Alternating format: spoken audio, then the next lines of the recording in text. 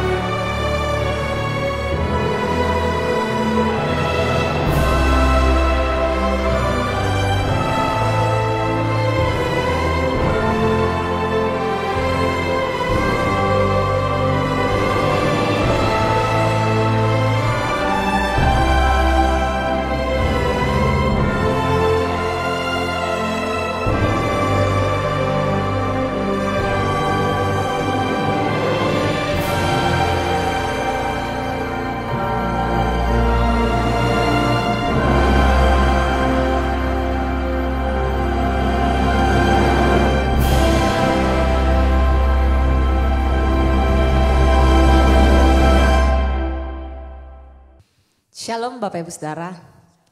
Haleluya, hari demi hari kita merasakan kebaikan Tuhan sungguh besar dalam kehidupan kita, amin. Bapak Ibu yang selalu setia mengikuti Menara Doa ini secara online, Bapak Ibu yang ada di Menara Doa ini. Kita tetap bersama-sama bersatu hati karena setiap hari kita diberkati lewat Menara Doa ini. Setiap hari kita semakin dibaharui, hidup kita semakin diubahkan. Dan mari kita siapkan hati kita Bapak Ibu, kita terus memuji menyembah Tuhan. Biarlah firman Tuhan hari ini semakin membekali hidup kita untuk bertumbuh di dalam Dia. Mari kita berdoa Bapak Ibu Saudara. Kami sungguh bersyukur punya Allah seperti Engkau ya Tuhan. Yang memelihara kami seperti biji mata-Mu ya Bapa. Terima kasih buat kebaikan demi kebaikan-Mu yang boleh kami lihat dan kami rasakan dalam kehidupan kami. Sepanjang minggu yang sudah berlalu Tuhan menuntun kami sampai saat ini. Dan terima kasih ya Tuhan, Engkau selalu membangkitkan roh-Mu di dalam setiap kami.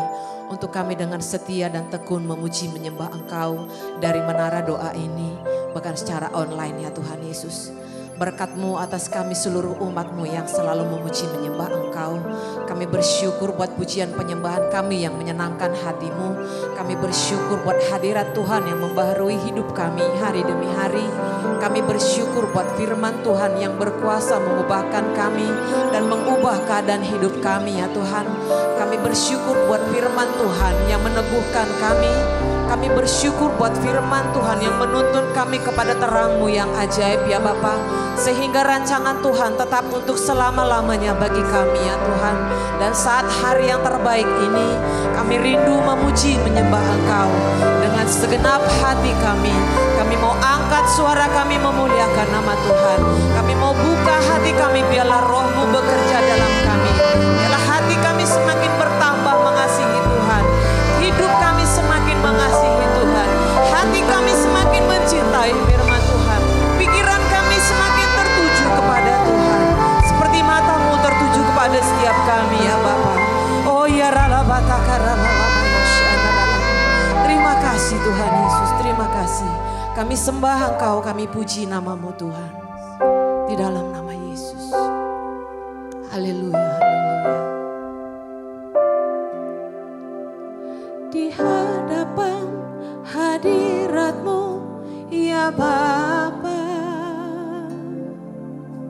ku datang dengan penuh kerinduan. Di hadapan hadirat-Mu ya Bapa,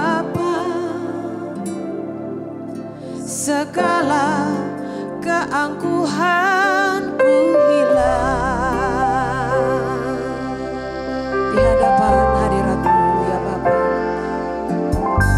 Di hadapan hadirat-Mu ya Bapa, ku datang dengan penuh kerinduan.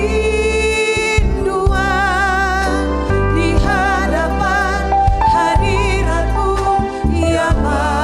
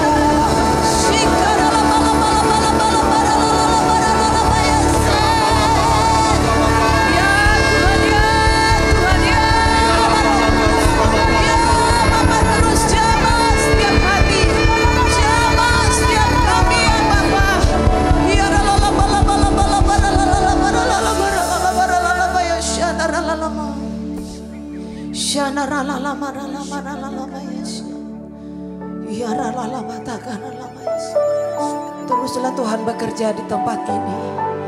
Teruslah berkarya bagi kami ya Tuhan Yesus. Biarlah kami lebih lagi menaikkan doa kami, pujian kami kepadamu. Segala permohonan kami letakkan di kaki-Mu ya Tuhan Yesus. Oh ya Rabatakara Shana Ralamu. Terus bawa hatimu Bapak Ibu. Terus bawa kasih-Mu kepada Tuhan. Ya Ralama ya Shana Ralamu. Terima kasih Tuhan, terima kasih Bapak. Terima kasih Roh Kudus. Terima kasih Tuhan, katakan ku datang ke hadirat-Mu. Ku datang ke hadirat-Mu membawa pujian. Dengan segenap hatiku ku memuji Engkau ya Tuhan Allahku. Rahmat-Mu ditinggikan, sembah mulialah nama-Mu di bumi. Sembah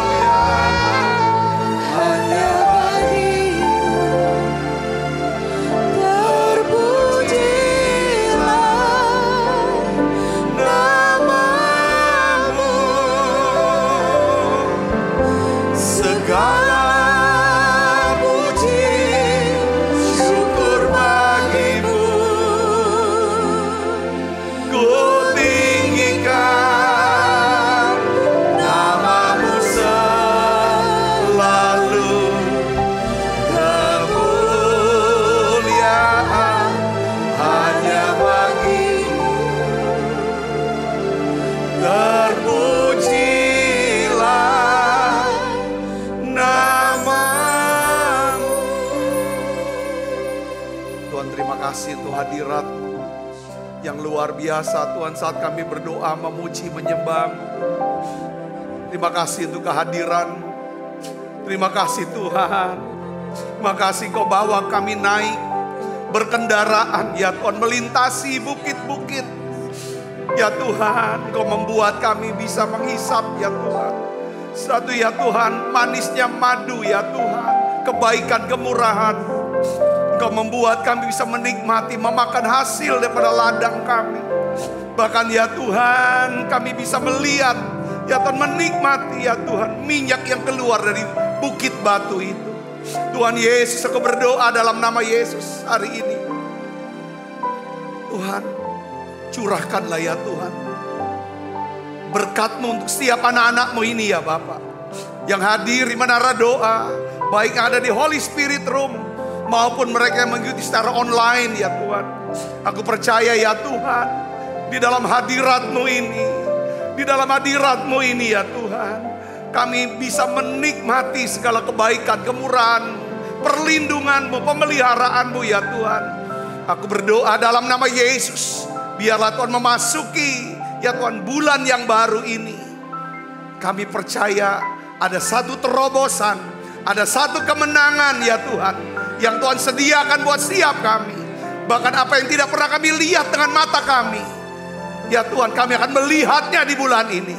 Apa yang tidak pernah didengar oleh telinga kami akan dengar dalam bulan ini Tuhan. Satu kabar baik, satu pengajaran, satu hikmat-Mu ya Tuhan. Satu hal-hal yang ajaib luar biasa yang Kau kerjakan dalam hidup kami. Bahkan apa yang tidak pernah diduga timbul dalam hati kami, itu yang terjadi ya Tuhan. Terima kasih Tuhan, terima kasih Allah Roh Kudus. Kami percaya ya Tuhan, sepanjang bulan ini kami akan melihat kebaikan, kemurahan Tuhan akan mengikuti setiap kami. Terima kasih Tuhan, terima kasih. Tuhan sendiri melindungi, membungkus kami semua dengan kuasa darah-Mu. Apapun yang kami kerjakan, Tuhan buat berhasil. Terima kasih banyak Bapa. Sebentar kami akan mendengarkan sabda firman-Mu, urapi hamba-Mu, untuk dapat menyampaikan pesan firman-Mu ini dengan bahasa yang sederhana dan mudah dimengerti ya Tuhan. Di dalam nama Yesus, semoga kita yang siap menerima firman dengan hati gembira, sama-sama katakan amin. Tangan yang meriah saudaraku. Silakan kembali Ibu Bapak. Shalom saudara, puji Tuhan.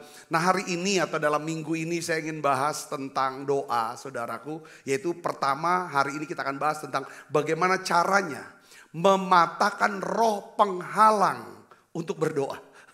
Saudaraku, nah di dalam Lukas 11, saudara ayat 1, saudara, di sini ada satu pertanyaan daripada murid-murid kepada Tuhan Yesus. Nah, sebenarnya kita pun masih perlu bertanya pertanyaan ini kepada Tuhan. Mari kita akan baca sama-sama. 1, 2, 3. Pada suatu kali, Yesus sedang berdoa di salah satu tempat.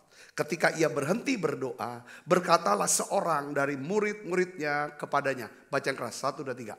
Tuhan, ajarlah kami berdoa sama seperti yang diajarkan Yohanes kepada murid-muridnya. Nah hari ini saudara, dan beberapa hari ke depan saya ingin sharingkan saudara tentang doa. Ya kan? Tetapi hal yang pertama yang harus kita pelajari adalah saudara, ya kan, bahwa kita harus mengerti dan kita juga harus percaya bahwa Tuhan ingin ya kita dapat menghancurkan segala ikatan kuasa jahat yang menghalangi kita untuk berdoa. Katakan amin. Saya sebagai hamba Tuhan saudaraku ya, saya juga merasa bahwa roh jahat tuh berusaha untuk menghalangi saya supaya saya tidak berdoa. Lewatin doa. Kalau tahu doa asal ala kadarnya saja. Saudaraku, kalau saya bisa merasakan seperti itu, ya kan saudaraku, saya yakin juga semua orang merasakan hal yang sama. Ada banyak saudaraku alasan kita tidak berdoa. Ya kan, karena ini adalah satu, kalau kita mau sadari, bukan sekedar kita malas berdoa.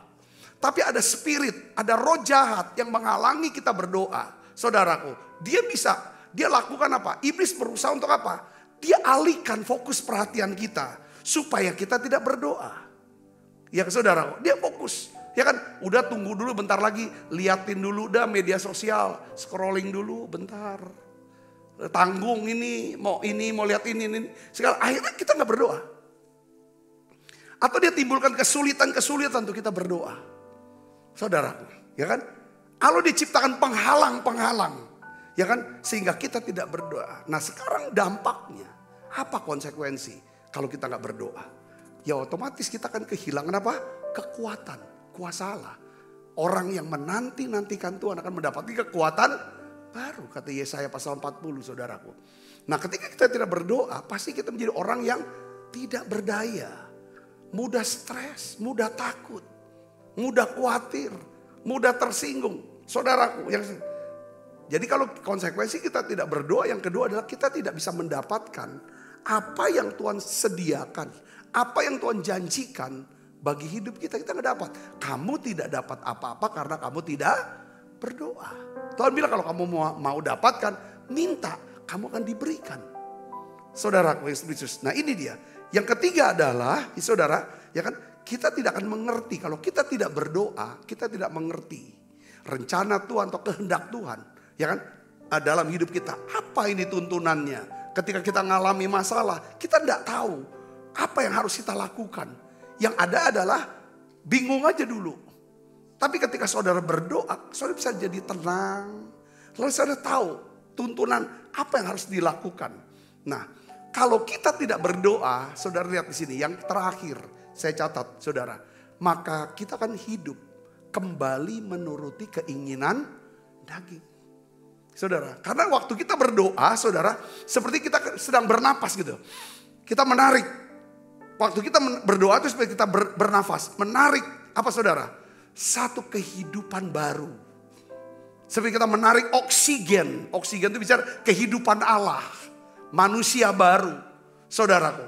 Ya kan, kepenuhan daripada Roh Kudus, hadirat Allah, saudara. Ketika kita lalu kita keluarkan, kita hembuskan. Itu apa saudara? Kehidupan yang lama, kehidupan menurut daging. Ketika kita berhenti berdoa, kita nggak bernafas secara rohani.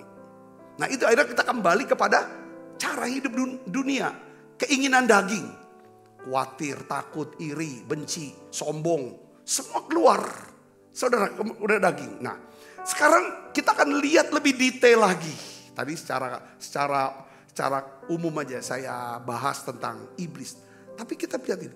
Gimana kok iblis bisa bekerja? Ada beberapa faktor penyebab roh penghalang berdoa itu bekerja dalam hidup kita. Ada beberapa penyebabnya. Ini yang harus kita sadari, saudaraku. Supaya saudara menjadi seorang yang suka berdoa. Katakan amin saudara. Doanya bukan cuma sekedar doa. Tapi doa yang deep, saudara, yang dalam sama Tuhan. Sehingga Tuhan bisa bawa saudara ke tempat-tempat yang tinggi. Tempat-tempat hadirat Tuhan yang tinggi, saudaraku. Itu seperti kayak seumpama apa? Burung Raja Wali katanya. Yang dibawa terbang tinggi melintasi bukit-bukit. Saudaraku, Yesus. Nah, apa sih penghalangnya, saudaraku? Yang pertama, yang membuat saya tidak berdoa. Yang membuat saudara tidak berdoa. Ini ya kan? Ya, ini roh jahat bekerjanya karena apa? Pertama, ya kan? Karena kita tidak pernah menyatakan dengan tegas untuk bangkit menjadi apa? Pemenang. Karena kita nggak pernah tegas. Pokoknya hari ini aku mau bangkit dan jadi pemenang. Hari ini aku mau jadi pemenang. Saudara tulis di live chat atau saudara yang ada di Holy Spirit sama-sama katakan saya. Hari ini saya mau bangkit menjadi pemenang. Katakan di sini Stephen. Bangkit jadi pemenang, bangkit jadi pemenang. Ya kan? Aku mau jadi pemenang. Aku mau hidup benar, hidup yang baik, hidup yang kudus. Katakan amin. Ini harus diperkatakan. Nah kalau kita perkataan seperti itu saudaraku, otomatis kita nggak bisa bangkit. Bangkit itu kata berdoa. Ya kita nggak bisa menjadi pemenang, ya kan, sampai kita berdoa. Makanya di dalam Yesaya 60 ayat 1 dan 2 katakan apa? Bangkitlah menjadi teranglah, sebab terangmu datang dan kemuliaan Allah terbit atasmu. Terbit atas. Jadi kemuliaan Allah bicara apa? Perbuatan-perbuatan Allah yang ajaib. Mujizat-mujizat Allah. Kebaikan Tuhan. Segala yang dahsyat. Itu akan dilimpahkan dalam hidup kita. Sehingga orang bisa melihat dan memuliakan Allah. Lewat hidup kita. Dan itu hanya terjadi ketika kita bangkit. Kita berdoa. Jangan tidur. Sebab sesungguhnya kegelapan menutupi bumi dan kekelaman menutupi bangsa-bangsa, tetapi terang Tuhan terbit atasmu dan kemuliaannya menjadi nyata atasmu. Katakan amin. Saudara bisa ngerti tentang kemuliaan Tuhan ya? Pekerjaan Tuhan yang dinyatakan melalui hidup saudara. Saudara sebagai seorang hamba Tuhan kah? Ya kan? Kemuliaan Allah terbit atas hidup saudara. Melihat bagaimana pelayanan saudara sangat diberkati Tuhan. Yang punya dampak besar. Ya kan? Buat jemaat, buat masyarakat sekitar dan kota. Itu namanya kemuliaan Allah terbit atas saudara.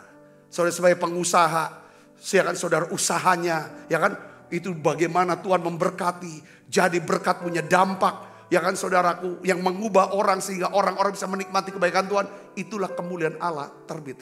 Kalau saudara punya pernyataan, ya kan, punya kerinduan tiap hari, aku mau bangkit dan menjadi pemenang. Saya yakin saudara akan menjadi orang yang suka berdoa. Kenapa kita tidak mau berdoa? Karena kita jalanin hari, lewatnya bangun langsung aja. Bangun. Atau mengerjakan hal yang lain. Seharusnya saudaraku, ya kan, Tuhan mau, ya kan, saudara tiap hari menanti-nantikan Tuhan. Yesaya 40 ayat 31 katakan, tetapi orang yang menanti-nantikan Tuhan mendapat apa? Kekuatan baru. Kekuatan baru ini yang menyebabkan kita bisa menjadi pemenang. Mereka seumpama apa? Raja wali yang naik terbang dengan kekuatan sayapnya. Mereka berlari dan tidak menjadi lesu. Mereka berjalan dan tidak menjadi lelah. Jadi saudara, kita perlu ini, saudara, menanti-nantikan Tuhan. Itu ibarat recharge. Ya, baterai handphone kita perlu di recharge. Saudara, dan untuk recharge saudaraku ya, itu kan perlu waktu. Gak bisa langsung tusuk, langsung full baterainya. Enggak, perlu waktu. Bisa setengah jam, bisa sejam, bisa 2 jam. Nah ketika saudara menanti-nantikan Tuhan, saudara berdoa dengan baik saudaraku. Untuk saudara bisa mendapatkan kekuatan yang baru setiap hari. Supaya hidup saudara sepanjang hari itu menjadi seorang pemenang. Maka saudara harus menantikan Tuhan. Bukan terburu-buru. Bukan asal lewat. Asal yang penting aku sudah doa, udah baca Alkitab, kewajibanku sudah selesai. Tapi itu enggak nge-charge. Harus nge-charge. Saudara pernah nge-charge handphone enggak? Pernah. Pernah enggak? Seolah-olah saudara udah nge-charge. Tapi pas besoknya lihat, kenapa? Kok baterainya enggak full? Rupanya enggak kecolok. Kelihatannya nge-charge. Kelihatannya lagi recharging. Tetapi kok enggak penuh. Karena enggak nempel sama sumber. Kelihatannya kok doa, ibadah terus. Tapi kok lemah sekali. Oh enggak ngecas ini. Saudara di sini, katakan amin. Apa yang menyebabkan kita tidak berdoa? Di mata Tuhan itu belum berdoa. Berdoa ini saudaraku, sampai saudara ngalami perjumpaan dengan Tuhan. Dan saudara ngecas gitu. Cas. Dimana akhirnya menghasilkan apa? Ketenangan. Kelemah lembutan. Kerendahan hati. Ada damai sejahtera. Dimana kita diubahkan. Itu doa. Saudara bisa mengerti ini, katakan amin. Ya. Yang kedua, apa sih yang menyebabkan kita tidak berdoa? Saudara, pertama karena gak ada pernyataan untuk menjadi pemenang. Yang kedua, kita tidak berdoa karena ada dosa yang belum diselesaikan. Ada dosa yang belum diselesaikan. Saudara, saya mau bicara doa yang penuh kuasa ya. Bisa saja orang tetap nyimpen dosa. Dia tetap nyimpen dosa, dia tetap berdoa. Tapi doanya ini gak ngecas ini. Jadi roh penghalang doa itu muncul pertama kali di dalam Kejadian pasal 3 saudara. Yaitu ketika Adam bersembunyi dari Tuhan. Awalnya Adam bersembunyi di dalam Tuhan. Itu Mazmur 91. Kau perlindunganku, kau pengharapanku. Apa kata-katanya saudara? Amsal pasal 91, ya kan? Orang yang duduk dalam lindungan yang maha tinggi. Awalnya Adam tuh duduk di lindungan yang maha tinggi. Yang bersemayam. Ya kan saudaraku? Ya kan? Yang bermalam dalam naungan yang maha kuasa. Itu awalnya Adam tuh bersembunyi, berlindung. Saudaraku, di cover ya saudara oleh Tuhan, oleh hadirat Tuhan, oleh kemuliaan Tuhan. Saudara, sehingga dia ada persekutuan terus. Nah sekarang pertanyaannya saudaraku, ya kan? Ya kan? Tiba-tiba Adam, saudaraku, bukannya bersembunyi dalam Tuhan dengan berdoa. Lalu Adam bersembunyi dari Tuhan dengan tidak berdoa. Mengapa Adam bersembunyi dari Tuhan? Saudara, karena Adam melanggar perintah Tuhan. Karena Adam, saudaraku, melanggar perintah Tuhan. Pelanggaran perintah dosa adalah melanggar perintah Tuhan. Saudaraku. Jadi saudaraku Yesus, penyebab kita tidak berdoa itu karena ada dosa yang belum diselesaikan. Jadi dosa ini adalah problemnya di sini. Hasil dari berdosa adalah tidak berdoa, menjauh dari hadirat Tuhan. Manusia tidak berdoa karena manusia berdosa. Dosa ini adalah penyakit rohani. Dosa yang menghalangi kita berdoa. Tidak berdoa karena berdosa. Ini masalah besar, problem besar yang tidak disadari. Saudara, yang tidak diduga oleh banyak orang. Saudaraku. Nah, dosa ini atau penyakit rohani ini harus diselesaikan melalui salib Kristus. Kita harus bawa penyakit ini saudaraku. Ya kan, kepada Tuhan Yesus. Kenapa? Karena Tuhan Yesuslah satu-satunya jalan bagi manusia untuk mendapatkan pengampunan dosa. Harus datang pada Tuhan. Saat kita jatuh dalam dosa, kita melanggar daripada perintah Tuhan. Atau kita tiba-tiba dosa, saudara, menyelinap masuk dalam diri kita. Entah itu dosa yang kecil-kecil saudara, iri. Lihat orang kita iri. Ya, mengucapkan kata yang jahat. Mulai saudaraku meragukan Tuhan. Saudara, mulai dan kita saudara yang bayangkan tunggu dulu sampai yang wah dosa yang pembunuhan lah, perzinahan lah, pencurian, penipuan. Gak usah tunggu itu. Itu udah pasti kita sadar tahu. Tapi kadang-kadang ada hal-hal yang kecil-kecil ini saudaraku. Sombong. Ya kan? Arogan. Kadang-kadang kasar. Belum kasar. Kadang-kadang hilangnya damai sejahtera. Itu dosa. Hilangnya sukacita. Itu yang harus benar-benar saya mau ajak kita untuk hidup dalam keintiman dengan Tuhan. Ini yang saudara. Ya? Ini yang paling penting. Kalau ini nggak diselesaikan, doa kita nggak ngecas. Dosa yang nggak diselesaikan, doa ini tidak menghasilkan kekuatan baru. Doa ini tidak ada kuasanya. Hanya sebagai agama. Semua orang beragama pasti berdoa. Tapi tidak semua orang yang berdoa itu ngecas. Ada kekuatan baru. Kekuatan saudara untuk bisa menghasilkan buah roh. Saudara bisa di sini, katakan amin. Ya, kekuatan untuk menghasilkan buah roh. Jadi harus dibawa kepada salib. Setiap kali kita bersalah, berdosa, hilang sukacita, hilang damai sejahtera. Jangan saudara tunda, ini akan memisahkan kita. Kita buat kita nggak malas doa, aduh nggak deh, tunda dulu. Ibadah tetap, pelayanan mungkin tetap.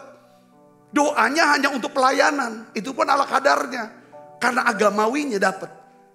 Lalu dampaknya apa? Kelakuan kita akan jadi batu sandungan buat orang lain. Karena orang yang berdoa pasti ditunjukkan dengan kelemah lembutan. Seperti Tuhan. Lembut, rendah hati. Katakan amin. Pemaaf. Itu dampaknya. Itu dampak daripada doa. Ya. Jadi harus dibawa. Dibawanya cuma satu. Yang bisa mengampuni dan menghapus dosa manusia cuma Yesus. Doa yang diterima oleh Tuhan. Hanya doa. Ya kan, yang beralaskan dalam nama Tuhan Yesus Kristus. Ini saya jelas. Apa dasarnya? Saya dasarnya Alkitab. Yohanes 1 ayat 29 katakan apa? Pada keesokan harinya Yohanes melihat Yesus datang kepadanya dan ia berkata, lihatlah anak domba Allah yang menghapus dosa dunia. Jadi lihat anak domba Allah yang menghapus. Jadi satu-satunya jalan, ya kan saudara, untuk ke surga hanya lewat Yesus. Kenapa? Karena surga itu sempurna. Saudaraku, tidak boleh orang berdosa, ya kan? Orang yang tidak sempurna masuk surga. Saudaraku. Nah, untuk bisa saudaraku dilayakkan untuk bisa masuk surga, manusia harus menerima pengampunan dosa dan dihapuskan dosa supaya di mata Allah dia menjadi orang yang sempurna atau dibenarkan orang benar. Dan itu satu-satunya lewat Yesus. Jadi kenapa kita tidak berdoa? Karena ada dosa yang belum diselesaikan di hadapan Tuhan. Selesaikan saudaraku. Selesaikan. Banyak orang berkata, aku sudah doa loh Pak. Tapi mana kok gak ada hasilnya. Cek ulang. Doanya ngecas gak? Banyak orang, saudara aja tahu. Yang biasa recharge handphone. Ya kan? Kalau baterai handphone saudara. Ya kan? Masih gak full. Walaupun saudara ngecas. Saudara sudah harus pastikan itu. Ya kan? Saudara bisa lihat kok. Ini ngecas apa enggak? Itu ada tandanya. Bagaimana Pak doa saya itu ngecas, ada tandanya kok. Saudara ngalami jamahan, ngalami sentuhan. Saudara ngalami ketenangan, ada ketenangan, kelembutan. Katakan amin. Ada satu perubahan sedikit demi sedikit dalam hidup saudara. Katakan amin. Makanya di dalam doa-doa selalu yang kita harus minta adalah doa apa? Supaya kita bisa punya buah roh. Ada kasih, ada sukacita. Ada damai sejahtera, ada kelembutan, ada kemurahan, ada kebaikan, ada penguasaan diri. Saudaraku, katakan amin. Yang ketiga, kita lihat apa sih yang menyebabkan kita nggak berdoa? Saudara, kita tidak berdoa karena kita telah, apa saudara? Kehilangan roh takut akan Tuhan. Ya, kita tidak berdoa karena kita sudah kehilangan roh takut akan Tuhan. Ayub 21 ayat 14 sampai 15, mari kita baca sama-sama. 1, 2, 3. Tetapi kata mereka kepada Allah, pergilah dari kami. Kami tidak suka mengetahui jalan-jalanmu yang maha kuasa itu apa. Sehingga kami harus beribadah kepadanya. Dan apa manfaatnya bagi kami kalau kami memohon kepadanya. Ini kan kata-kata orang yang tidak takut akan Tuhan. Saudaraku, nah saya ingin kasih contoh. Ketika kita kehilangan roh takut akan Tuhan, pasti kita akan apa saudara? Mendekati dan bergaul dengan apa? Kejahatan. Benar saudara? Karena Alkitab katakan apa? Amsal 8:13, takut akan Tuhan ialah membenci apa? Kejahatan. Kalau kita mencintai kejahatan, kita sudah kehilangan yang namanya roh takut akan Tuhan. Kalau kita mencintai kejahatan dengan berpikir jahat, berkata jahat, berbuat jahat, itu tidak ada roh takut akan Tuhan. Saudara bisa menulis ini, katakan amin. Kalau kita kehilangan roh takut akan Tuhan, sebenarnya kita nggak akan pernah bisa berdoa. Karena orang yang kehilangan roh takut akan Tuhan, pasti dia suka mencintai kejahatan, dia suka berbuat jahat. Saudara ngerti sini? Katakan amin. Nah, contohnya Adam, ya. Adam tuh berani menyentuh dan memakan buah yang dilarang Tuhan. Saudaraku, Adam berani melanggar, saudara, perintah Tuhan. Karena Adam telah kehilangan roh takut akan Tuhan. Katakan amin. Itu. Kenapa? Kok bisa dia kehilangan roh takut akan Tuhan? Karena dia mau lebih mendengarkan perkataan istrinya ketimbang perkataan Tuhan. Sekarang istrinya lebih mendengarkan perkataan ular daripada perkataan Tuhan. Perkataan siapa yang paling saudara dengarkan itu menentukan. Saudara tuh takut Tuhan atau tidak. Takut akan manusia itu mendatangkan jerat, makanya kata Amsal. Takut artinya kita mau nurutin maunya manusia. Ada manusia, saudara perhatikan. Ada kata-kata dari Rasul-Rasul berkata gini. Jangan kamu sesat. Jangan kamu mau disesatkan. Ya, pergaulan yang buruk akan merusak kebiasaan yang baik. Saudara tahu ya, kebiasaan kita akan menentukan masa depan kita. Tapi kebiasaan kita punya kebiasaan itu dipengaruhi oleh siapa? Oleh pergaulan. Oleh perkataan daripada teman-teman kita. Oleh karena itu penting buat saudara, perhatikan orang-orang yang ada di sekeliling saudara. Apakah orang-orang ini mempengaruhi saudara untuk saudara makin bertumbuh dalam Tuhan. Makin cinta Tuhan. Makin saudara takut akan Tuhan. Atau saudara makin mencintai kejahatan. Karena kalau saudara punya kebiasaan yang baik, maka saudara pasti punya masa depan yang baik. Kalau saudara punya kebiasaan yang buruk, karena pergaulan yang buruk merusak kebiasaan yang baik, saudara pasti punya masa depan yang buruk. Nah, oleh karena itu siapa yang saudara takuti? Kadang-kadang kita takut sama teman, nanti kita gak diakui, gak diterima. Mereka gak jadi follower kita lagi.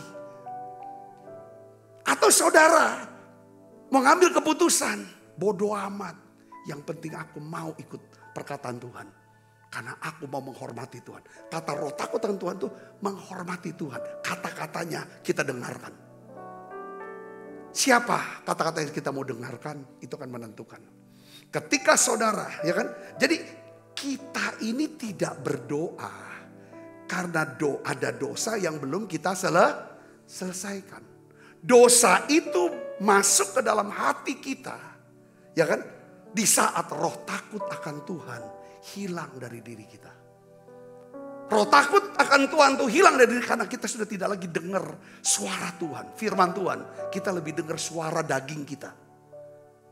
Suara iblis atau suara dunia, suara manusia. Yang menyuruh kita melanggar daripada suara Tuhan. Saudara bisa mulai sini kata, saya ajak saudara untuk baca Amsal 8 ayat 13. Kita baca sama-sama. 1, 2, 3. Takut akan Tuhan ialah membenci kejahatan. Aku benci kepada apa? Kesombongan, kecongkakan, tingkah laku yang jahat, dan mulut apa? Penuh tipu muslihat. Katakan amin. Jadi saat ini kalau saudara mau punya roh doa, saudara katakan ini loh rupanya penghalangnya yang buat saya tidak berdoa. Ya kan? Saudara harus bawa segala dosa dan kejahatan kemana? Ke kayu salib Kristus. Ya, Tuhan Yesus yang berkuasa untuk mengampuni dan menghapus segala dosa kita. Sejahat apapun, sebesar apapun, saudara, dosa kita. Saudara, sebesar apapun itu. Ya kan, serendah apapun, sehina apapun itu dosa kita.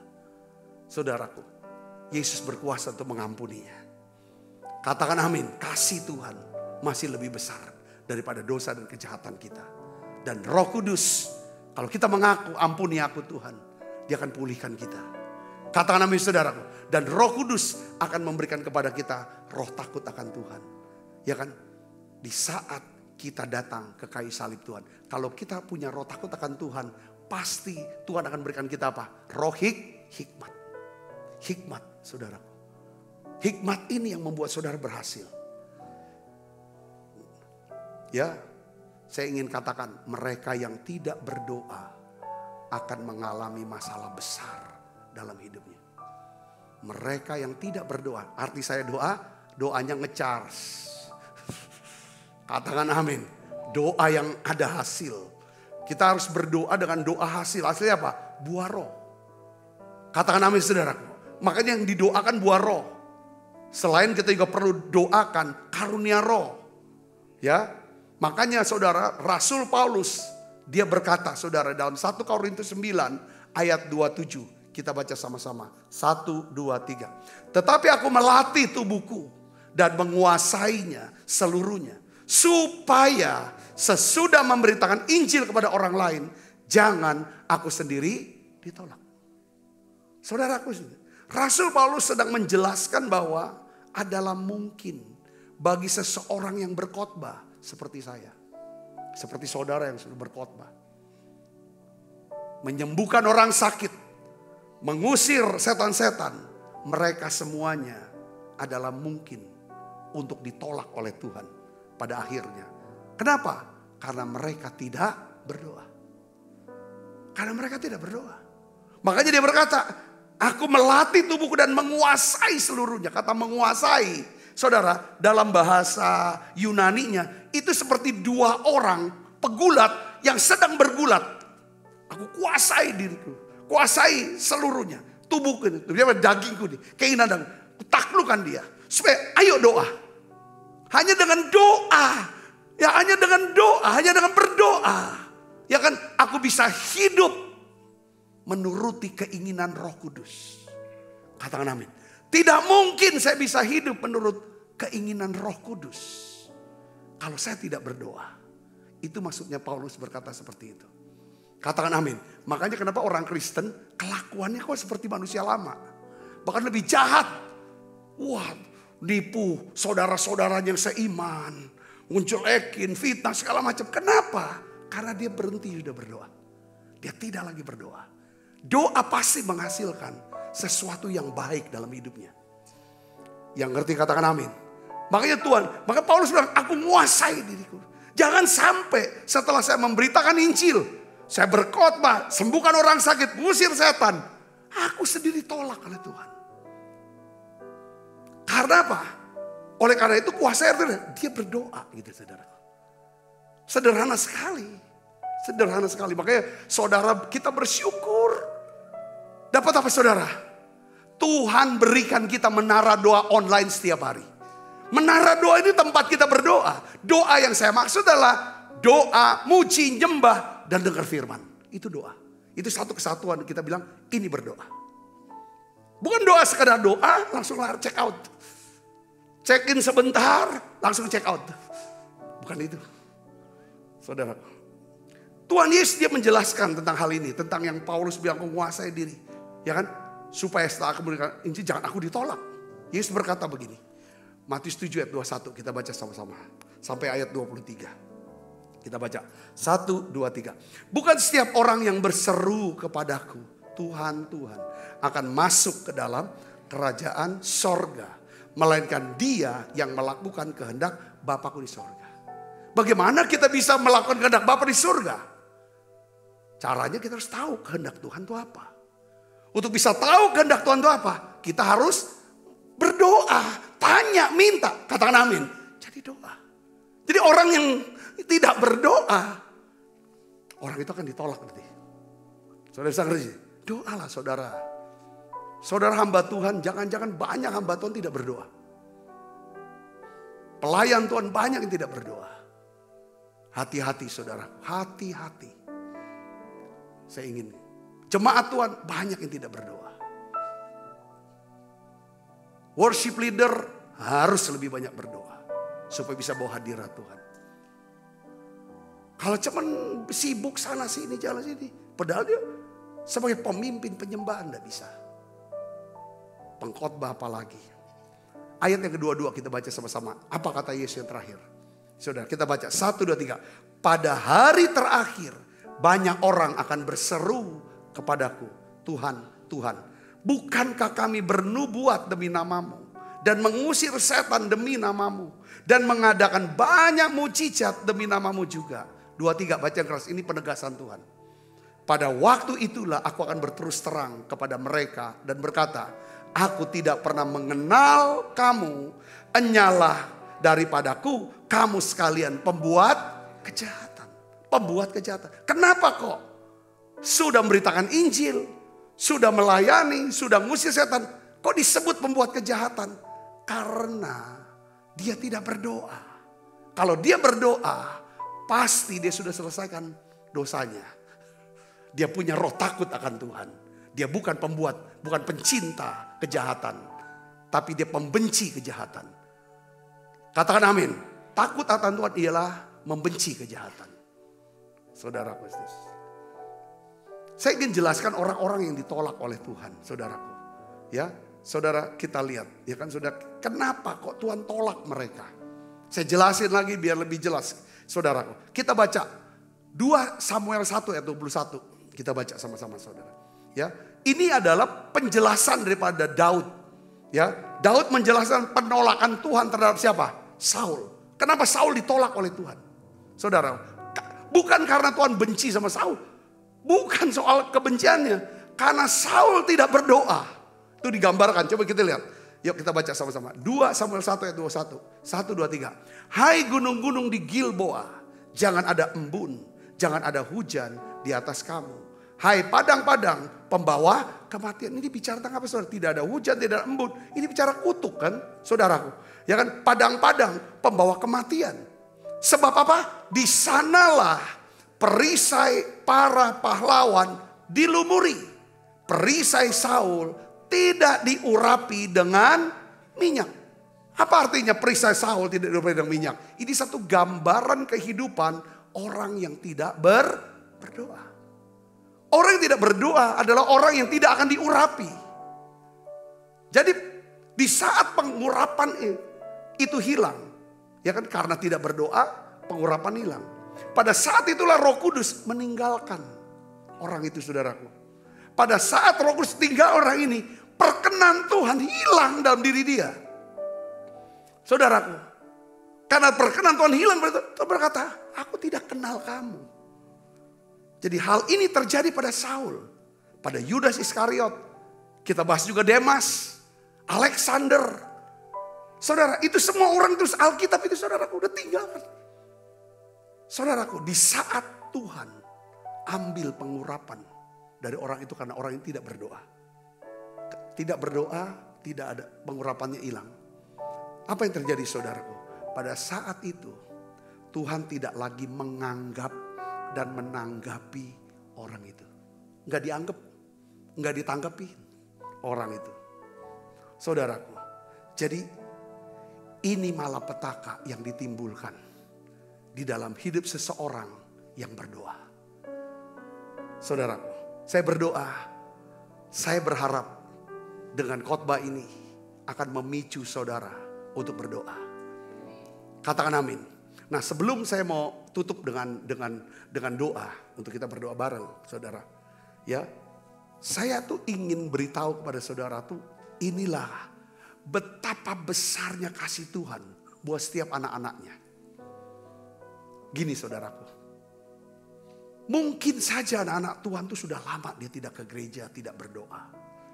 Tapi Tuhan tuh selalu kasih yang namanya grace period. Apa grace period?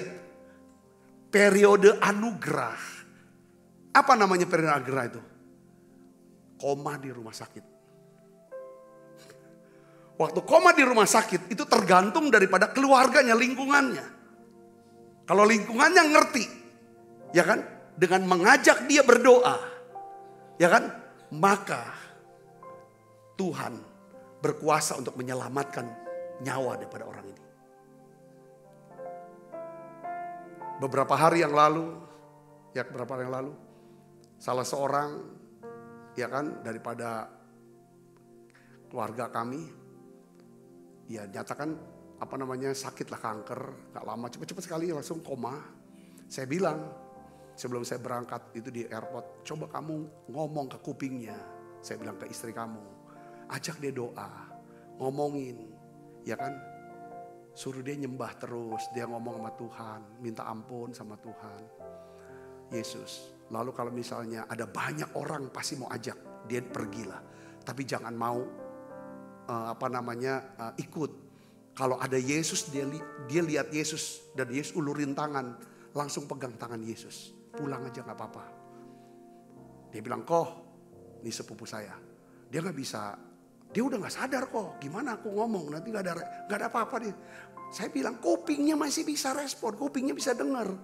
Jadi itu semua organ tubuh kita, saudaraku, masih bisa berfungsi. Itu 2, saudara, kuping sama jantung sebelum meninggal. Kalau jantung nih masih bisa berdetak, semua organ tubuh gak bisa bekerja lagi, kuping masih bisa.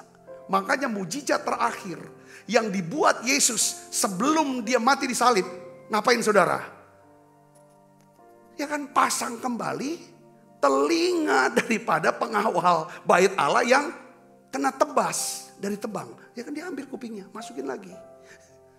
Sampai tua saya yakin saudara, kuping yang Tuhan kasih sembuhkan itu gak pernah tuli. Mungkin yang kirinya tuli, yang ini gak, yang di itu. Pasti ada maknanya dong, gak mungkin setiap Alkitab dicatat mujizat terakhir tuh kuping. Karena Tuhan tahu lewat kuping. Mujizatnya, ya kan? Orang bisa diselamatkan lagi. Ketika dia sudah tidak lagi doa. Saudara, dia dengar suara doa. Yang mengajak dia berdoa. Dia kembali ke Tuhan.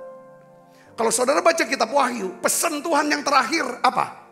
Barang siapa bertelinga, hendaklah ia mendengar apa yang dikatakan Roh. Itu pesan terakhir. Saudara saya dapat poin dari sini, katakan amin. Ini saudara sedang sehat, telinga masih berfungsi, mata masih berfungsi, semua badan masih berfungsi. Ayo berdoa. Katakan amin saudara. Ayo berdoa. Doa yang bagaimana? Yang nge-charge. Katakan amin. Bukan doa untuk dilihat orang. Bukan doa di jalan-jalan. Kata Yesus sebagai orang Farisi. Bukan doa asal supaya aku udah doa tenang dah aku udah doa. Bukan itu. Doa bicara menanti-nantikan Tuhan. Saudara, kekuatan baru itu datang pada saat kapan? Waktu saudara dapat firman. Ketika Tuhan berbicara pada saudara. Itu loh. Saudara berkati dengan pesan ini, besok kita akan bahas lagi tentang apa sih manfaat berdoa. Dari sisi yang lain kita akan bahas. Dengan pewahyuan yang baru kita akan bahas. Mari kita bangkit berdiri ibu bapak, kita akan sama-sama siapkan diri untuk kita makan perjamuan kudus. Ku ingin selalu bersekutu denganmu, menikmati hadiratmu, biarkan Roh-Mu tinggal dalam hidupku. Sungguh indah bersamamu selamanya. Mari siapkan dirinya saudara, makan perjamuan kudus. Sebab apa yang telah kuteruskan kepadamu telah aku terima dari Tuhan. Yaitu bahwa Tuhan Yesus pada malam waktu ia serahkan mengambil roti, angkat roti. Dan sudah itu ia mengucap syukur atasnya. Ia memecah-mecahkannya dan berkata, inilah tubuhku yang diserahkan bagi kamu. Perbuatlah ini menjadi peringatan akan aku. Saudaraku, bukankah roti tangan kita ada persoalan kita dengan tubuh Kristus? Mari kita makan dalam nama saya.